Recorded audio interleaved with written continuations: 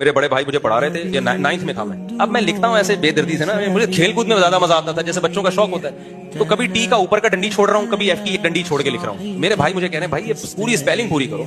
अच्छा, टी लिख दिया। फिर आगे मुझे याद है, मैंने यूं लगाया, ऊपर की डंडी नहीं लिखी। तो मुझे याद है एकदम मुझे सन्नाटेदार आवाज आई ना, फटाक की। मैं समझा किसी और को लगाए, क्योंकि मुझे हाथ नजर नहीं आया, इतनी स्पीड से आया। थोड़ी देर में जब मेरा दिमाग घूमा है ना, फिर मुझे महसूस हुआ कि ये मुझे लगा है। ऐसे मौके पे होता क्या है, बाप उठ के आता है, बड़े भाई को बोलता, तू कौन होता है मेरे बेटे पे हाथ उठाने वाला? लेकिन हमारे अब्बा ने ऐसा नहीं किया, कुछ भी नहीं। वो मुमकिन है अलग से मेरे बड़े भाई को समझा दिया हो सकता है अलग में समझाया हो, सामने नहीं। क्यों? अगर सामने बोलते तो मेरे दिल में बड़े भाई की क्या आ जाती, नफरत। ये गलत मारा इन्होंने, इनका हक नहीं है। बाप भी मुझे सपोर्ट कर रहा है। आज माँ बाप मिल के एक दूसरे का बागी बनाते हैं। शौहर अपनी बच्चों को माँ का बागी बनाता है, औरत अपने बच्चों को बाप का बागी बनाती है कि तुम्हारे बाप को क्या पता, मुझसे पूछा करो। बिला वजह डांट डपट करते रहते हैं। चाचा डांटेगा तो बीवी बोलेगी कि ये तुम्हारा भाई क्यों। तो सब एक दूसरे का बागी बनाओ, फिर जब बच्चा बिगड़ता है ना, ओ हो, फिर किसी के काबू में नहीं आता।